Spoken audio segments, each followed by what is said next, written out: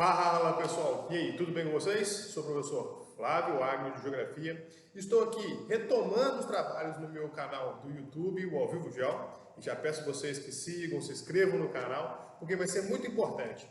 E esse canal, ele vai ser justamente um lugar onde nós vamos poder compartilhar informações e com o principal objetivo, informações que sejam úteis, informações que tenham aparecido nos principais vestibulares dos últimos anos e principalmente vídeos curtos e muito fáceis de serem entendidos, perfeito? E dentro dessa concepção, hoje nós vamos trabalhar sobre translação.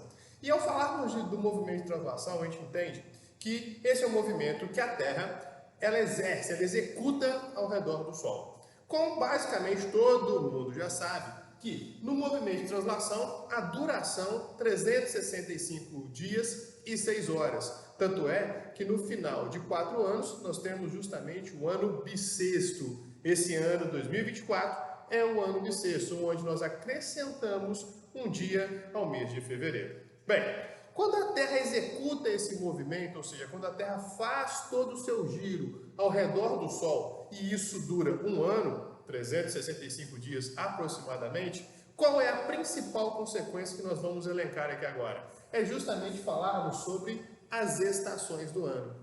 E as estações do ano nada mais são do que momentos que, ao longo do período de translação, a Terra vai se posicionar de diferentes maneiras em relação ao Sol. Só que esse posicionamento, ele é possível, além do movimento de translação, também devido ao eixo de inclinação terrestre. Então, dessa forma, o que a gente vai entender? Que à medida que a Terra executa o seu movimento de translação, ela se posiciona em relação ao Sol, porque esse eixo de inclinação vai fazer com que, em determinados momentos do ano, nós tenhamos iluminações diferenciadas e, consequentemente, a definição do que são as estações do ano.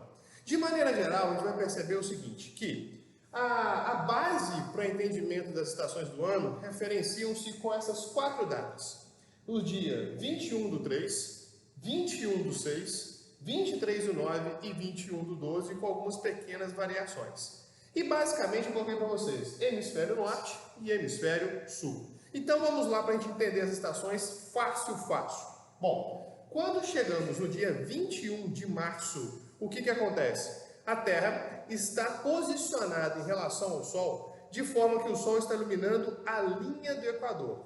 Se o Sol ilumina a linha do Equador, o que nós temos? Os dois hemisférios recebendo a mesma intensidade, a mesma quantidade de luz. Então, tecnicamente, no hemisfério norte, teremos o início da primavera.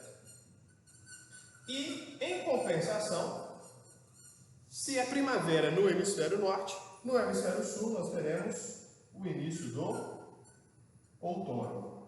Então, vocês vão percebendo, primavera, hemisfério norte, e outono no hemisfério sul. Então, o que vai acontecer? Se nesse dia, 21/3, a Terra está sendo iluminada justamente sobre a linha do Equador, quer dizer que gradativamente, à medida que os dias se passam, nós teremos que o hemisfério norte vai passar a receber um pouquinho mais de luz gradativamente, em compensação, o hemisfério sul vai receber um pouquinho menos de luz. Ou seja, vocês já estão percebendo qual vai ser a próxima estação para cada hemisfério quando chegarmos no dia 21/6. E essa estação vai ser, essas estações, na verdade, serão quais? Bom, no dia 21/6, a Terra se posiciona em relação ao Sol, de forma que o Sol ilumina o Trópico de Câncer. Trópico de Câncer, hemisfério norte.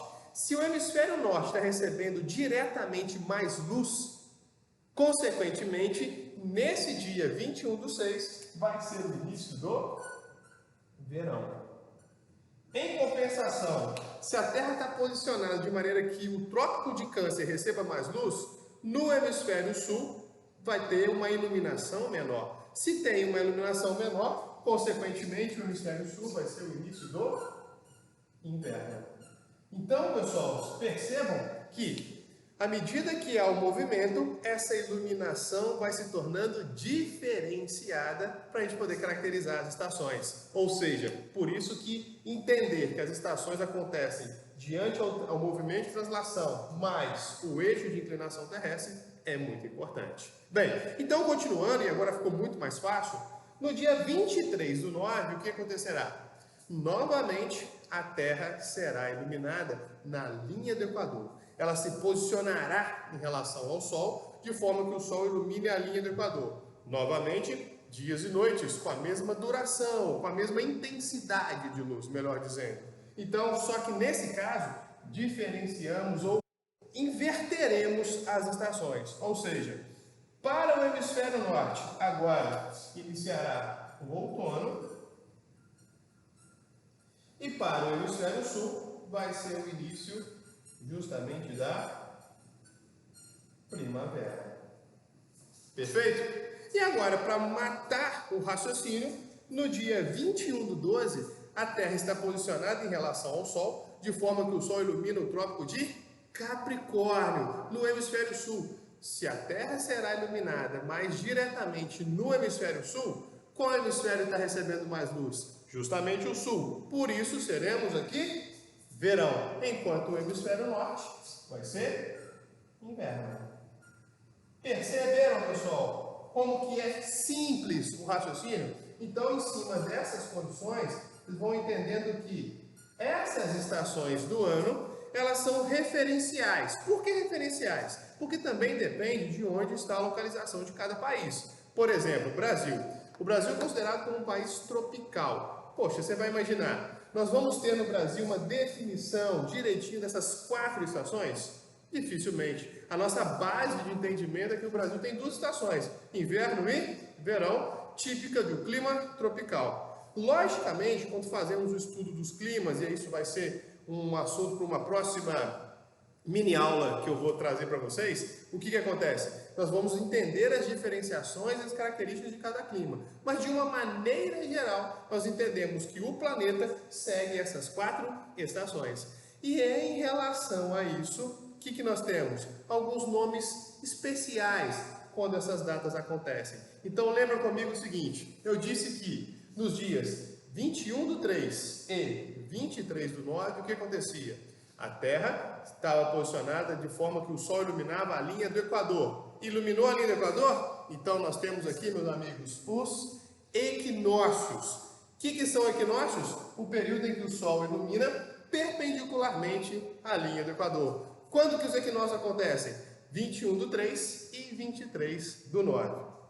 Por outro lado, tem períodos em que ou o Sol ilumina perpendicularmente o Trópico de Câncer, ou ele ilumina perpendicularmente o Trópico de Capricórnio. E nesse período nós chamamos de solstícios. Perfeito? E os solstícios vão acontecer em que épocas? Aproximadamente 21/6 e 21/12. Gente, sucesso, simples. A última vez que um exercício relacionado a esse tipo de raciocínio aconteceu no Enem foi mais precisamente no Enem de 2020, onde pedia que vocês tivessem uma ideia de posicionamento, principalmente diante a data que foi colocada na questão. Então eu vou colocar para vocês aqui no link essa questão, para vocês raciocinarem com o gabarito direitinho, e depois eu quero que vocês postem aí nos comentários se vocês entenderam.